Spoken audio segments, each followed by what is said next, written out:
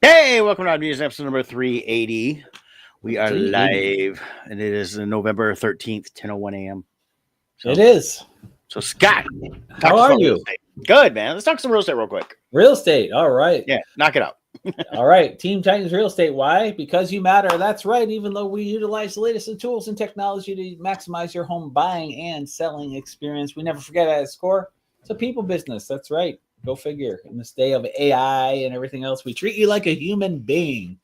It's a crazy concept, but it works. In a year where most real estate agents are down, we are having our record year, 2 years in a row.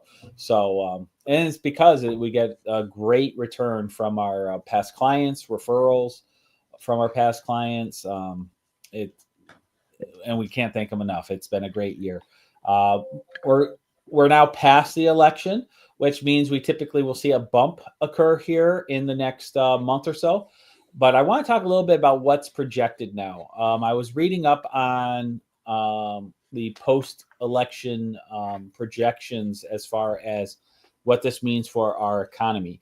And what I'm reading is they're projecting an increased confidence for people who've been in their houses for a while. A lot of people have been sitting on their houses, not wanting to make any kind of a lateral move or anything like that. They're only moving if they absolutely have to. And the projection is we're going to see a 9 to 13% increase in inventory next year, and the year after, another 9 to 13% increase in inventory. So what does that mean? It means that if that happens, we probably will see the end to the seller's market here, where sellers are just getting insane amounts of offers and crazy above asking prices. We'll probably see days on market taking a little longer. Why? If the economy's doing better, why is it going to be that way? Well, it's because buyers are going to have more options. They're going to be able to choose what houses they want instead of settling for one house that 40 other people also want. So more options, and it's good. It's healthy for real estate to have a proper balance between buyers and sellers, and there's a healthy negotiations happening. It's never good when the seller has all the power or the buyer has all the power. And I've been around long enough to see both. Yeah. When buyers have all the power, like back in 2007-ish, oh my God, it was brutal. You'd have a house on the market for 100 days and have 3 showings. And then someone would come in and be like, I'm going to offer you 200,000 less. I want your first child and a pile of cash under the bed. It just I'm sure they were claiming first night too, just like in Braveheart. Yeah, right. First night, we were married 25 years. Too late. I want it. Right. So my prediction for next year is we're going to see a balance of power between buyers and sellers, which is good. We're going to see more houses hit the market. A lot of people have been sitting on their houses for a while. They've been, especially back during COVID, we saw a lot of people choosing to renovate their homes and live in them instead of moving. So, we're going to be 5 years past that next year. So people are starting to get an itch to move is what I'm reading. So what does that mean? If you have a house to sell, it's going to be more important to make your house really nice. Do those little repairs and fix-ups that will help it show better, because you're going to have more competition and that kind of stuff. So anyways, give us a call, especially at any time in the next 6 months, whether it's next week or 6 months from now. If you're thinking about making a move, give us a call now, because we can get you on that journey. It's free. There's no charge to talk to us. We'll come see your house. We'll give you a market analysis based on what it's worth today. We'll give you our 2 cents on what kind of work you should do to maximize the house without breaking the bank. There are some things, you could do, but it'll cost a fortune. You're not going to get your full investment back. So we'll give you common sense suggestions to maximize what you get for the house. So I posted our number, 586-232-5144. check it out, call us, and we're here for you. All righty then. So the other thing's going on, you mentioned about since last week with the election, there's been a lot of changes going on. One has been the stock market. Has gone up. The other thing is I had invested some money in one of the cryptocurrencies a while back, and it was one that was kind of expected to go somewhere, and it didn't. It actually dropped. I was down, quite a bit. Well, since last week, in 1 week time, it's up 274%. Yeah, I've been hearing all of them have been going up. It's over what I initially invested. I haven't cashed out yet. I'm kind of watching it. I figured this is money that I was like, okay, I felt like I lost it a long time ago. And if it never came back, I wasn't. And it was money I knew I could afford to lose. So that's why you don't put money into stuff unless you are willing to take a gamble with it. Now I'm watching it. So I need to go up there. And it's up a little ways over, about 20% over what I invested originally. Nice. So I'm kind of hoping that if it keeps this trend going like as last week, I'm watching it. If it doubles, I'm going to cash out what I put into it. Yeah. One of the indicators too is, I haven't checked out it in the last couple of days, but at least initially, value of gold decreased, and the reason was so many people pulled they took their money out of the U.S. dollar and invested it into gold to kind of make it a safe place to park your wealth. Mm-hmm. And after the election, a lot of people cashed in their gold to convert it back to US dollar so they could put it in the stock market, into cryptos, into other things. So we're seeing those other areas go up because people are having confidence. So it's a good sign. We'll see where it goes. Time will tell. But it's definitely a good indicator of where things are going to go. Yeah, and it's all right now is still the early stuff. Nothing's going to happen until after January 20th in terms of what Trump's going to do. He can't do anything yet until he's actually taken the oath and becomes president. Then look at what's happening already. Yeah, well, a lot of this stuff it's this stuff he can't control though. This is all speculation right now. So but Mexico is putting a stop to that caravan that's getting broken up. Right. Putin has announced he wants to work with the U.S. The EU has announced they're going to. Again, this is all stuff that it's because election's over. I get into it. I'm saying is I'm dealing with just the finance side of stuff. Is everything he says he wants to do in that realm he can't do until after January 20th. So now is a time for you to look at it as a chance to, if you had money that you're willing to lose because it's always a gamble. Then this will be you think about looking at some of this stuff, but don't go wholeheartedly into just one thing. Really look at the broad spectrum of everything and seek real advice from people, not guys like Scott and I. We're not taking any credit for you losing money. And if you make money though, I want 10%. Here's a surefire way to beat the economy. But the other stuff that's going on, and that's all stuff that, that it's because the elections haven't, nothing really fully effectively officially happens till January 20th. So exactly. But it's been interesting to see the financial side of stuff this last week. Of course, I was seeing stuff this morning. I mean, price of eggs are up like 600% or something ridiculous. It's crazy. Yeah. But they also had the bird flu they didn't hardly talk about. Yeah, I am curious to see down the road here with RFK Jr. getting involved with our food supply and making things more healthy. There's a lot of crap that happens with the FDA, and we'll see. But I'm very optimistic about, the more I've learned about our food supply here in the U.S., it's not good. And there's a lot of improvements that I think are going to happen. Yeah, this is where social media, TikTok, things like that have actually been a positive in some ways of pointing out the American food supply versus like the European countries that have a lot more cleaner food. And, stuff like, I hear about this from Britain and England and stuff like that. And it's a different, and people notice a different taste. I see people posting all the time. Like, I went on vacation in Europe for a month and I ate everything I wanted and I lost 20 pounds. Yeah. My big surprise was when Kevin and I did Paris. Yeah. And we ate at McDonald's. Mm-hmm. Eating a burger at McDonald's in Paris tasted like a gourmet burger here. Yeah. Like, because it was fresh meat.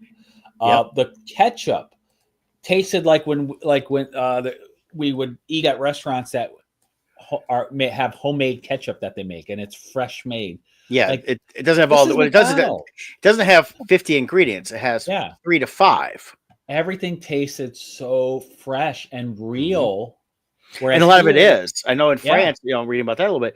In France, it's they don't do like the mega grocery stores. They're always amazed here, but the thing is, they go almost every day to their local markets and get everything fresh that day. Yeah, it made such a difference to food, and that was probably my biggest eye opener traveling overseas, was just how fresh things tasted. You live here and you just kind of accept this is how food is until you go to some place like that. And when a McDonald's burger tastes like a freshly made gourmet burger, like you're like, okay, what's up? And that is the difference. Yeah, it's the chemicals. They don't allow the chemicals that we allow in our food supply for whatever reason. Well, I think it's just money, but yeah. So I'm looking forward to that. Maybe it'll help me lose some of this belly here. Okay. Well, and that's the whole thing is cleaner, healthier. And I don't always subscribe to the American the idea that organic is better, because I've seen enough articles, I've seen enough some of the news when they talk about organics, they still use chemicals, they still do different things, and just because it says it's organic doesn't necessarily mean it's actually healthier than the non-organic. Aren't there like multiple levels of organic, like different? I thought there was a way to tell. Or I think it's the product code. Like if you know the probably but everything's organic means they don't use any chemicals. No, they still can. Yeah. So, well, we'll see where that goes. I want talking about food real quick. I wanted to point this out. This is a restaurant I eat at on a regular basis. This was last night. A car drove through their window. It's Nori's restaurant over at 21 and Hayes.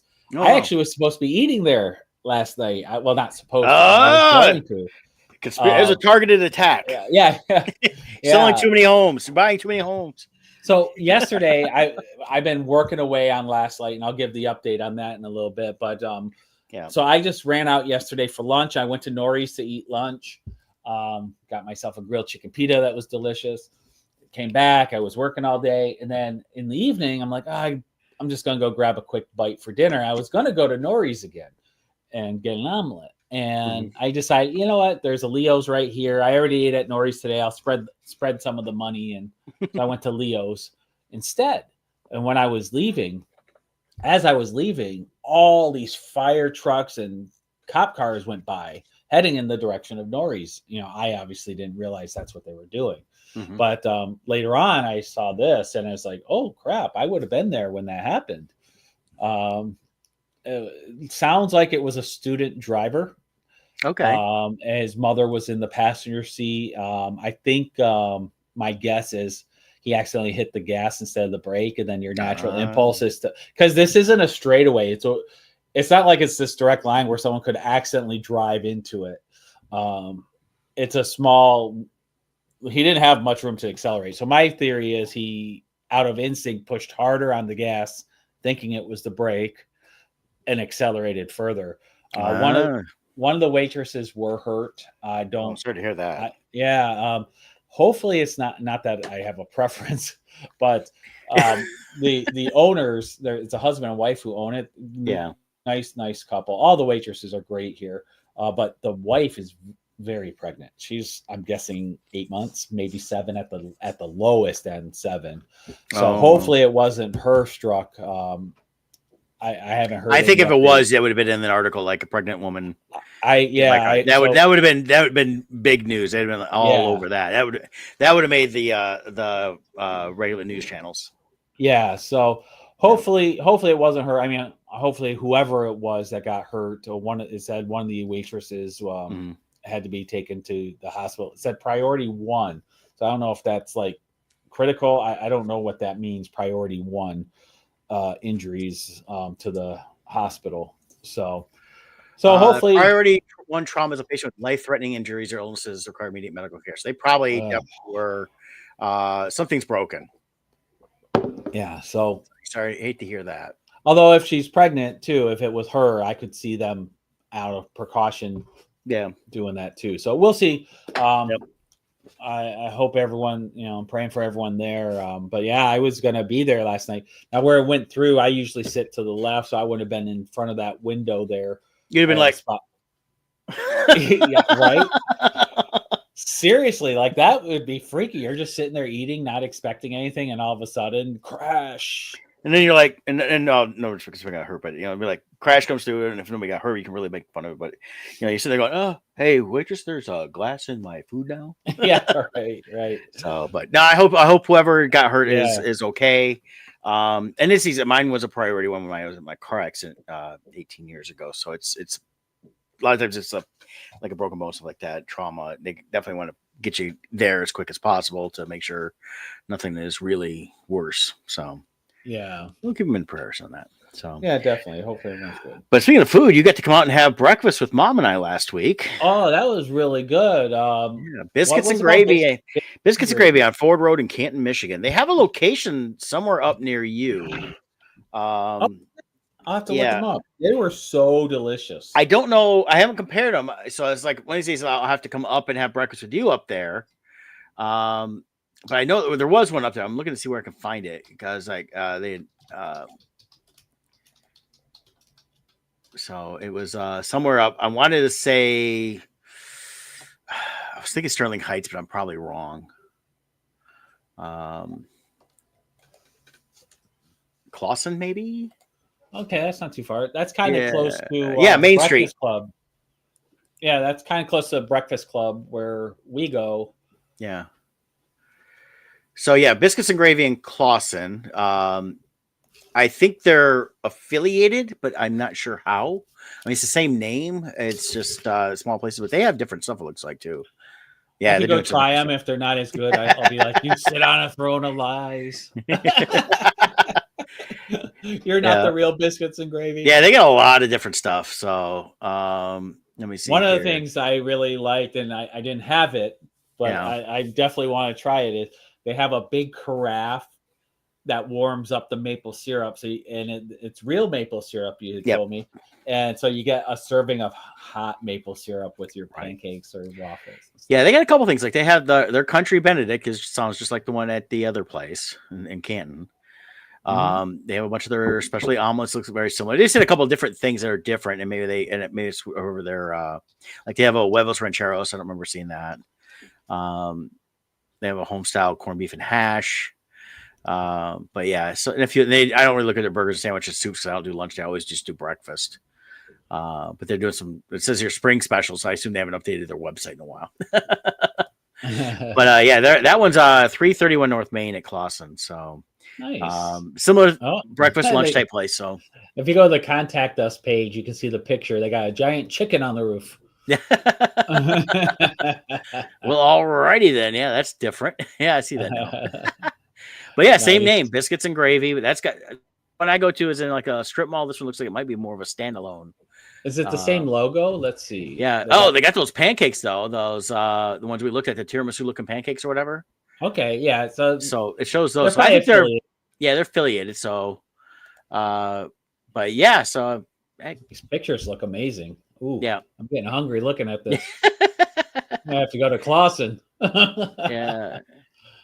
So, nice. But yeah, so I definitely have to go. I have to come out sometime and yeah, because it's not too far from that. It's a few blocks away from that Green Lantern Pizza. It's a 14-mile and Main Street area. Yeah, also known as 14 and Livernois, Main Street and Livernois kind of merge. Yeah, and it's just south of the MGR Troy Grand Cinema. So yeah, I used to work right near there. Yeah, and I've been to that Troy Cinema a couple times. I've gone there with Mike from Great Lakes. So nice. When he's doing a couple things to help out promoting the Great Lakes event, which you're going to be a part of this year, coming up next year, actually. Yep. Paid my table fee, so that's all secured. Yep. So and looking forward to that. I don't know if we'll have it, but let's give the update on the Kickstarter. All right. Yeah. So we are fully funded as far as the minimum funding goal. So it's definitely a go. We have 8 days left to go. I'll post the link here in the comments so you can go check it out. But Yeah, very excited. Things are moving along. I'm very close to being done with all the colors. Then we got to do some final script touches, and then Brett can do his part with the lettering, and then we'll be ordering it. So it's moving along really good. One thing I just want to point out is if click the link, you can read all about the story. There's a little summary there. You can see all the different covers that we have available, and here's all 5 of them here. You can get them individually or as a set. But also, if you're wanting to get caught up on past issues of like Crimson Shadows or anything like that, you can do that through the add-on. So we have all the different issues available there, our novels, our different other things too. So there's a lot there you can choose from Bardstone. One thing I do want to point out also in the add-ons, Kevin has made available his original inks for the interiors. His cover, someone already grabbed it, so the original cover is snatched. Oh, nice. Yeah, so there's 14 pages available for interiors. They're on 11 by 17. They got marker ink washes. Kevin does a phenomenal job with his ink. So those are available for only $55 each. I mean, that's a steal for original interiors. And you get a copy of, oh no, these are the add-ons. I'm sorry. The cover, you get a copy of the book with it. But the first come, first serve. So whoever gets it, whoever's the first backer wanting this, you'll have first choice of pages. And then Kevin will contact each one in a row after that. So yeah, get in there early and grab it. There's the original for the cover. Like I said, somebody grabbed that up. Nice. Yeah, so good stuff. But go check it out. Our stretch goals begin at 2,000. So we're 442 away from unlocking a stretch goal. I'm going to be revealing those stretch goals really soon. That's our way, since we'll be able to order more and reduce our costs. We can add more and more rewards to your package to make you at no additional cost. So you get a bigger value the more we get. Excellent. Yeah. Check it out. Cool. Well, I was talking with Scott before we got on air about the Penguin. We're not going to get too much into it because Scott hasn't finished the series yet. But once it's done, we'll give a full review of the whole series. But if you're not watching the Penguin and you've got Max, watch it. Oh my gosh, this is so good. This was exactly what these Marvel and DC need to be doing in connection with their movies. This is the first time it's been done properly. The closest we've gotten was Marvel with the Falcon Winter Soldier leading into the new Captain America that's coming out in February. But this right here was a great sequel to The Batman, which surprisingly was very good. I was not excited about that when I first heard about it because there hasn't been anything good DC in a while, but that was a good movie. It was far better than I expected. I really enjoyed it. Yeah, and I was surprised I enjoyed it as much. And then The Penguin takes place immediately after those events, and it centers on Oswald Cobb. They don't call him Cobblepot. He's just Oswald Cobb or Oz.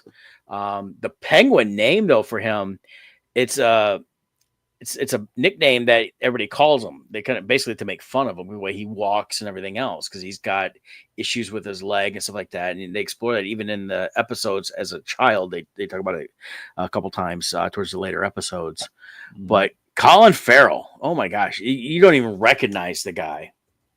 And he's just fantastic. He's got his accent down right.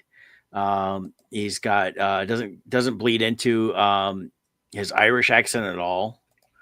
You wouldn't know it's him. I think. I mean, there's him. Yeah, that's him normally. Yeah, and then that's him as the Penguin. Yeah, and just fantastic. Just a great. The writing is really good. The characters are good. It doesn't. Batman can sometimes get way too campy, even when they try not to be. This is, to me, falls in line in the more seriousness of the Batman we started seeing in the 80s in the comics. This feels more like Sopranos than it does Batman. Well, and that's what the series itself does, definitely. Yeah, but they took the seriousness of writing like for Sopranos and with the gangster element, which is what the Penguin always was. He was always a gangster, an opportunist.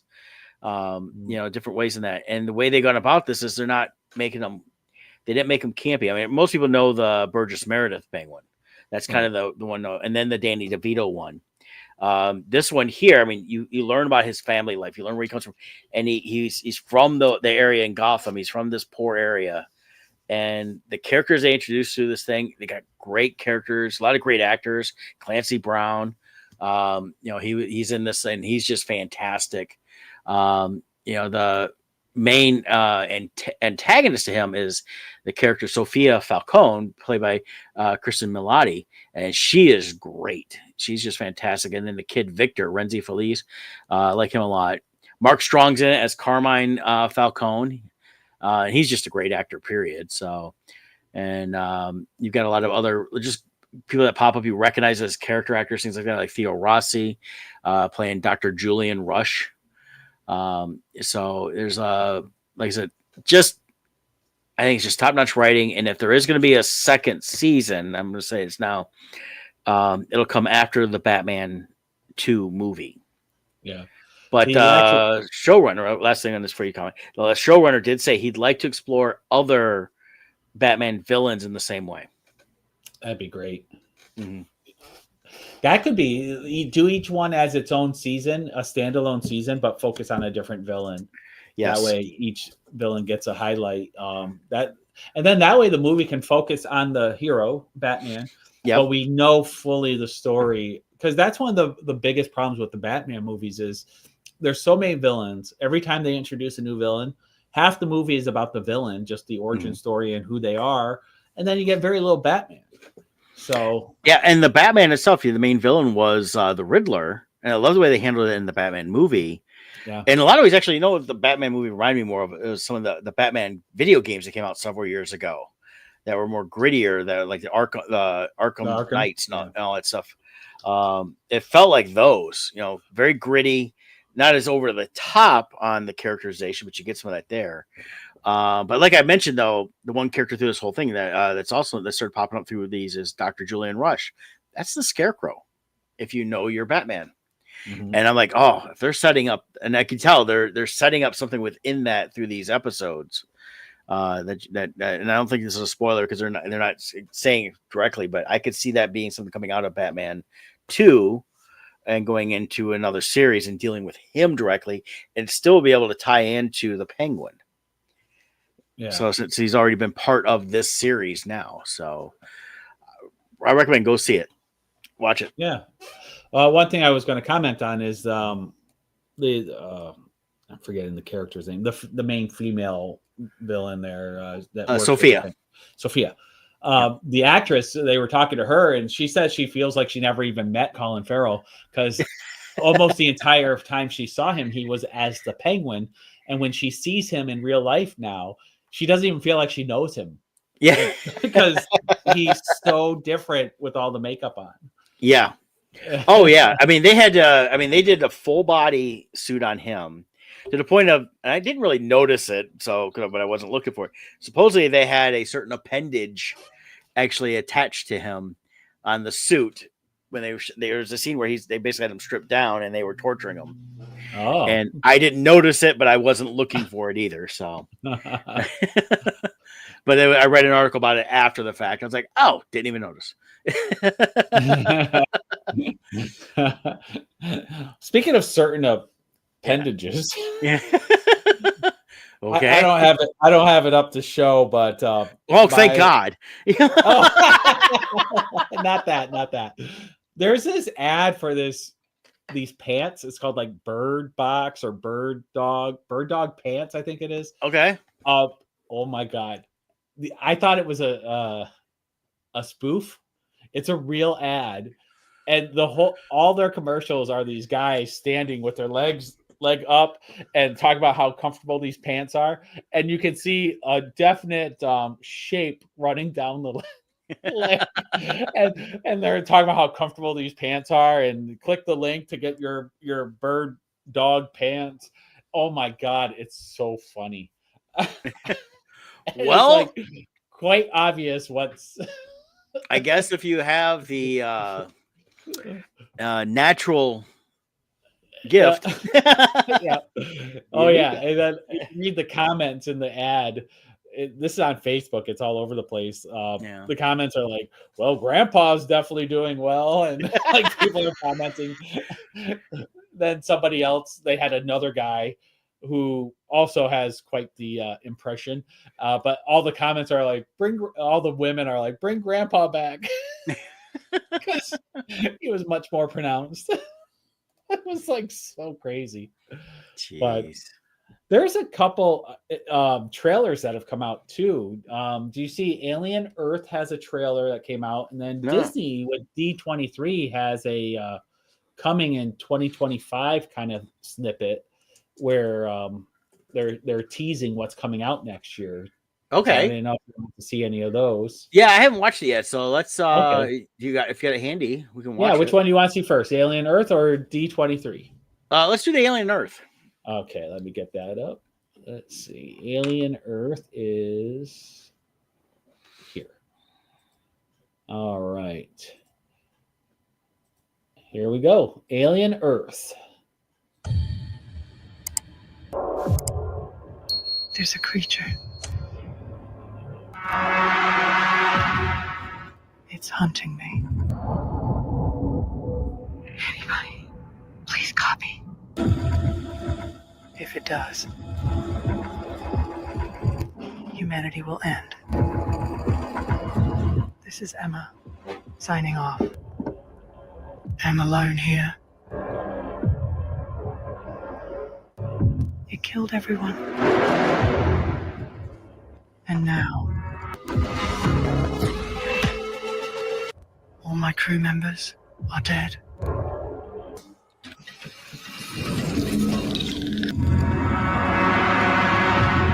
Reach Earth. I'm coming from it. Why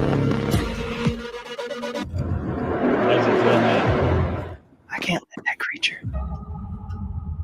What's that? That's coming to the end of the trailer. That's why.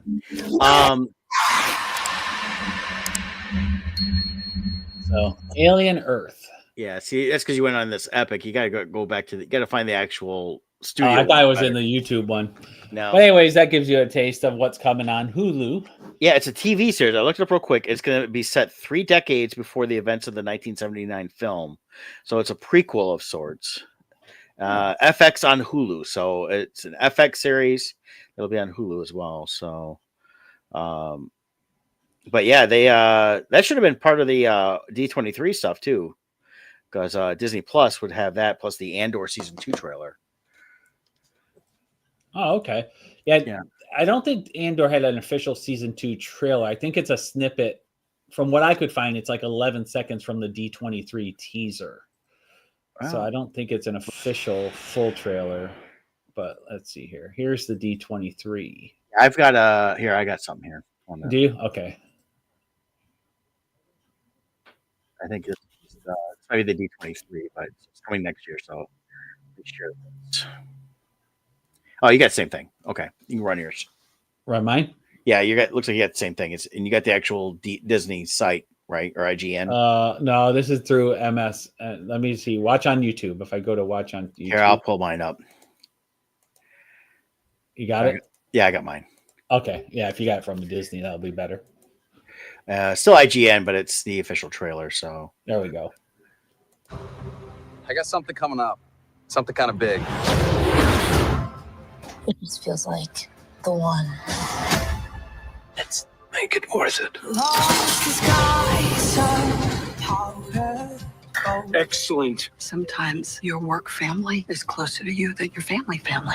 This could be a real adventure. A crew of murderous pirates is coming. I found the president lying next to his bed. Did you kill him? I have one rule. Stay out of the basement. This ship collected specimens on faraway moon. Arts test. I want to build something iconic. How far are you willing to go to get what you want? By the look of it, you've come up in the world. I wonder if your darker half would agree. What's up? It's Russ Holiday, former quarterback. but I'm not done with football. You get to decide who you are. My name's Chad Powers. Your family was fostering a little girl. We're supposed to be on the same team. True that we are on the same team. She's not who she says she is. Is there no one who can help us? We need a pilot. You're thinking like a thief. I'm thinking like a soldier. Think like a leader. Something big is about to happen. Let's bring them home. All of this world.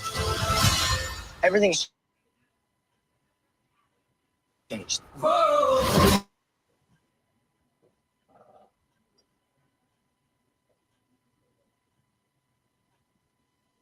Is it still going? Yeah, so that's just the trailer they did. Yeah, that was done. So I saw Percy Jackson season 2. Did you watch season 1 of that? I did. I liked it. Oh, okay, cool. And I thought it was very well done. The movies always, because there was so much in the books, I didn't really get into the movies much. Right. Series was good though, and I like and part of it is that I met one of the young actresses at Vegas a couple years ago.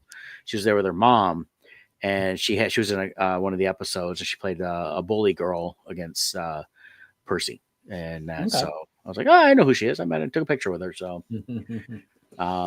but yeah, cool. I thought there was an actual Andor season 2 trailer, but that must have been just that one there I saw. So that was just the first looks, but from what I could see, the Andor season 2 looks good, and it's going to definitely do what they said, tie right into the Rogue One.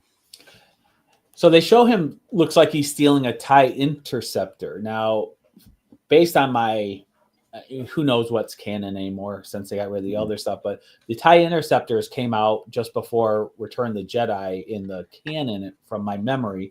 So maybe that's a prototype model he's stealing. That's what I'm thinking. Yeah. Let's see here. I pull up the Wikipedia. So let's see what they say here. I remember it being in. I remember the Return of the Jedi and that stuff, but I'm not sure if it was technically supposed to be introduced anytime sooner. Which would make sense if it was a prototype. Okay, here we go. Well, it was in Rebels. I forgot it was in Rebels, so it wasn't that. Did they? Okay. Yeah. As some of the games like Battlefront 2, Jedi Fallen Order, so that would kind of put it in that time frame. Post Return of the Jedi. Well, the Fallen Order wasn't that the video game? Yeah, but that's after Return of the Jedi, isn't it? Or was that before? No, I thought that was the one that's in between. Is it 3 and 4? Fallen Order. Yeah, I'm looking at it right now. Yeah, that's the one that's between 3 and 4 because it's 3 and 4. Okay. The Inquisitors are going after the kid from Shameless. Okay. Cal Kestis. So first one came out in 2019. So it's after events of Episode 3. He's believed dead. So basically, it's when the Inquisitors are hunting down the last of the Jedi. Okay. So based on in canon stuff, which that game is in canon now, and so is the Star Wars Rebels series. Okay. So there you go. I would see it would fall around that time because they never. I don't think they ever. I mean, we first saw it Jedi, but they never fully acknowledged where it came from. I don't think so. I thought in the books they did, but that's old now. Yeah, that's old now. So they're able to rewrite some of that. So, but it kind of would make sense. The Interceptor would be something they would have been working on. Because when you look at Vader's ship, with the way the wings were on his TIE, well, Vader's ship he's not an interceptor, but it is heading in towards that design a little bit. Well, and Vader's ship was technically a prototype. Also, it had a hyperdrive unit. None of the others did. The Emperor didn't care enough about his pilots to put shields or hyperdrive units in. Well, at least not initially, and then down the road you saw it added in. I think it was just something like just like our cars these days. Everybody gets like a backup camera because it's just cheaper, cheap to put it in anymore. So, but yeah, I mean, there's some interesting stuff coming on Disney next year. I'm definitely looking forward to Daredevil Andor season 2. The Alien series does look good. Yeah.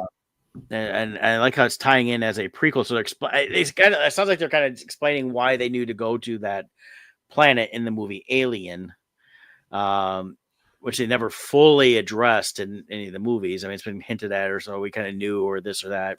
The Prometheus movies were supposed to be the full backstory, and they sucked so bad that they're not even worth referencing. Right. It's going forward. So, but yeah, so looks good. Did you when you looked up? Let's see, timeline For what? For Alien Earth. When does that take place? I googled it and it was what was it? Show takes place in the 2090s, which is several decades. Yeah, when I googled it popped it up, and then the thing down below said quick facts on it, and then below that it had timeline, and it says, and so it's an AI thing, but it's September 5th. It's supposed to take place roughly 30 years before the events of the original movie. So it's an Earth story taking place in the year 2092. So it's a prequel to, and then so it's happening around the same time as Prometheus, the movie Prometheus. It says on what I'm reading. So that way they can, if they're going to take anything that was positive out of that for the story, and then use that. Yeah, but of course, and they don't have to worry about. Yeah, they don't have to try to tie into the movies because it's beforehand. So well, and realistically, you don't need to, because the original Alien movie, they find that guy sitting there, the giant alien. So, which I forgot about till I rewatched Alien, because I hadn't watched it in so many years. So yeah. But yeah, and that's where Prometheus was trying to build off of that to say, well, this is the original creators of the xenomorph. So right. Though I did see a video of some guy on TikTok talking about the face huggers. He goes, did you notice he's got a plastic one, and he shows a close up of what you think, the tentacles, and it actually looks like fingers. There's joints, and then there's fingernails. So yeah. So it's like, makes sense, because they were supposed to be made from those giant creatures back then anyway. So right. But it'll be interesting. I'm looking forward to it. It looks good. I hope it's good writing and everything else. The Bear, I know people love The Bear. I've watched part of the first season. I keep thinking about getting back into it. I just haven't. Not that I have anything against it. I like it. I like the guy that stars in it. He's from Shameless. I know he's doing a biopic on Bruce Springsteen right now. But I was never that big of a Springsteen fan, so it doesn't bother me too much. Carry it away.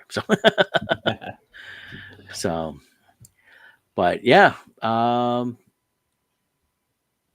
I was looking here. I see a lot of season 2 stuff, the trailers, but it's all, you gotta watch these postings of trailers on, because people post their own and say this is a real trailer, and it's not. Yeah, and people can do a really good job now of creating fan trailers that look real.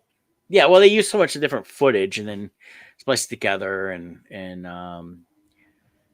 so it's kind of one of the things you need to go and look at the actual places. And it's one thing I tell Scott all the time is when he says, hey, did you see this news? I'm like, well, let's check Variety and Hollywood Reporter. Those are the 2 trades. And if I see nothing about there, then I don't believe any of it. It's like I keep hearing people tell me there's going to be a Goonies 2. No, there's not. There's never going to be a Goonies 2.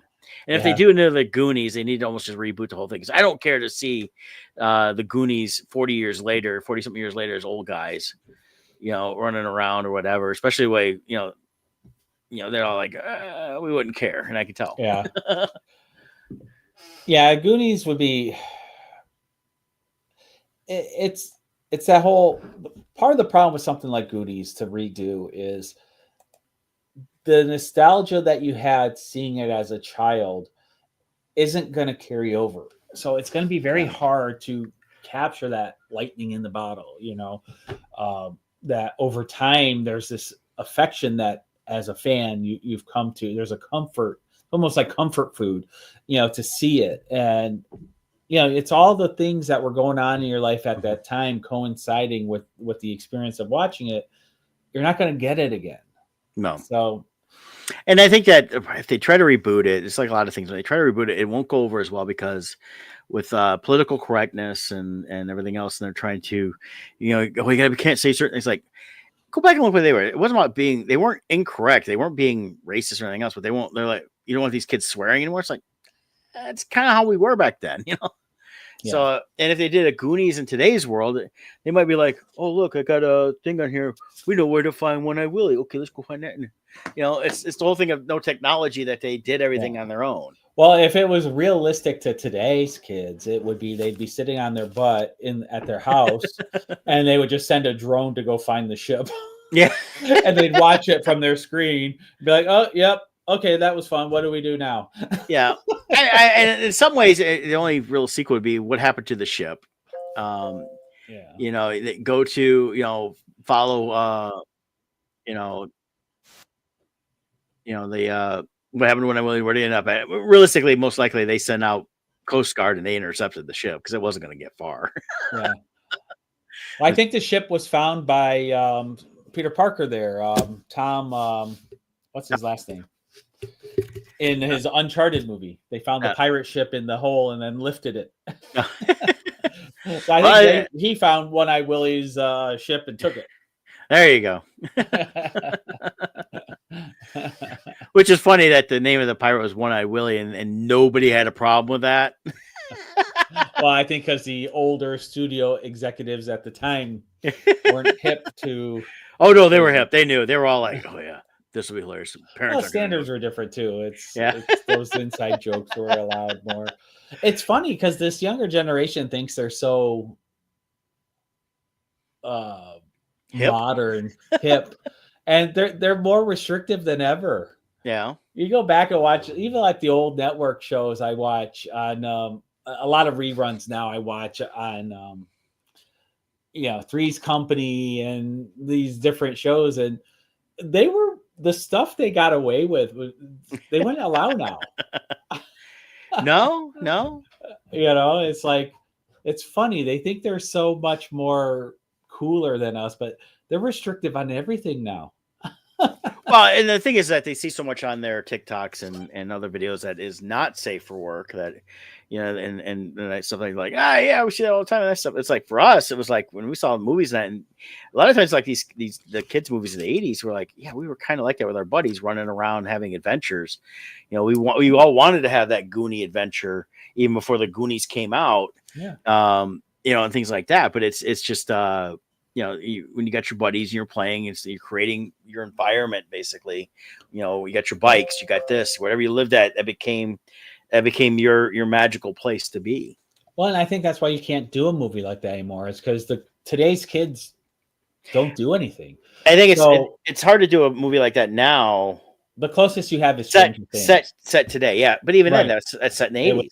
Back in the 80s, yeah. You have to everything stopped progressing in the 90s. After the 90s, kids stopped doing anything, and now they have to live vicariously through the past. Right. They don't know what it's like to go play in the woods anymore, to go ride your bikes all day, go down the street. I was actually watching this thing. It was interesting. They were talking about how everything changed in 1983. Okay. When the Adam Walsh story came out. And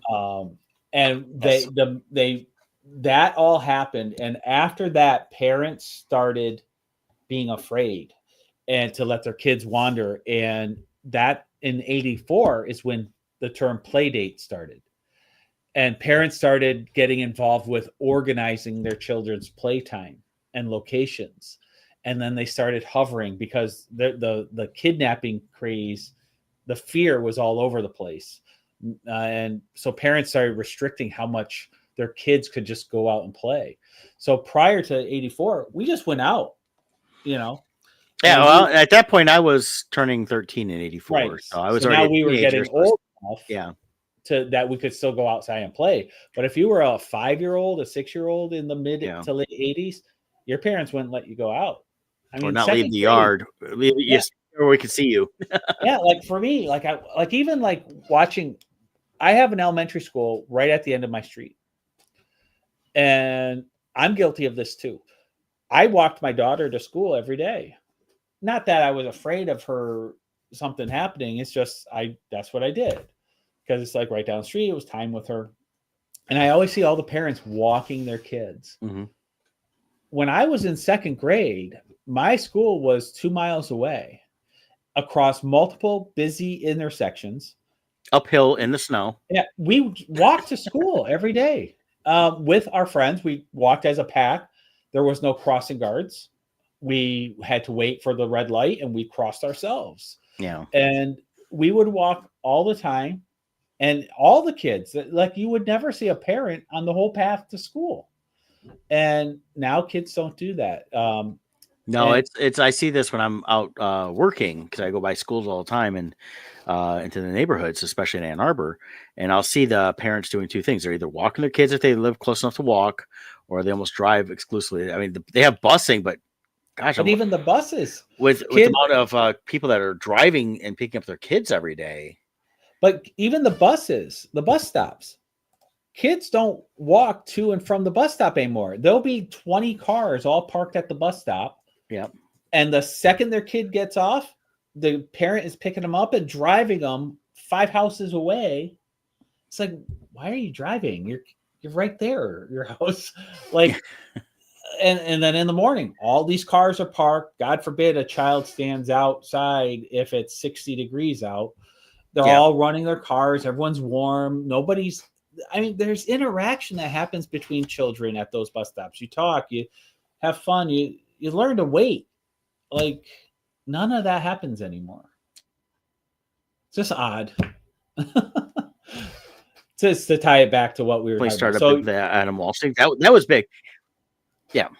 Yeah. So it's just now to make any movie about realistic for a kid to watch a movie about their honest to God experience as children, it would just be them all sitting in a living room together, texting to each other, not talking, and sending memes to each other. That's it.